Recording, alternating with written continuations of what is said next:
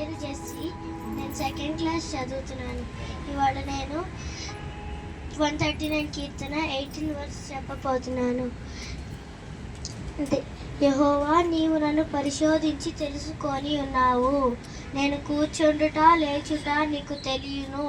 నా తలంపు పుట్టక మునుపే నీవు నా మనసును గ్రహించుచున్నావు. నా నడకను పడకను నీవు పరిశీలన చేసి ఉన్నావు. నా చర్యలన్నిటినీ నీవు బాగుగా తెలుసుకొని ఉన్నావు.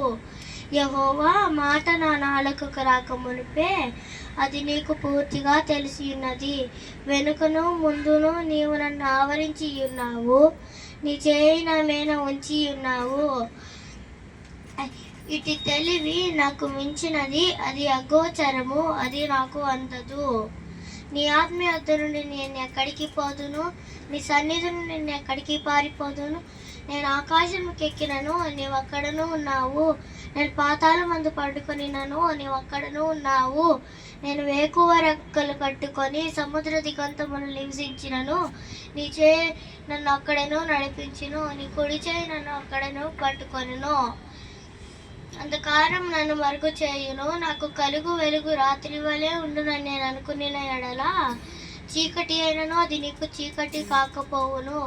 రాత్రి పగటి వలె అది నీకు వెలుగుగా ఉన్నను.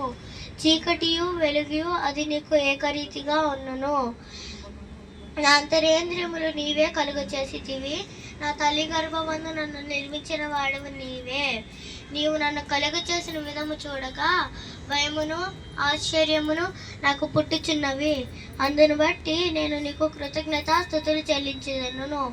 నీ కార్యములు ఆశ్చర్య కార్యములు, ఆ విషయము నాకు బాగుగా తెలిసి ఉన్నది.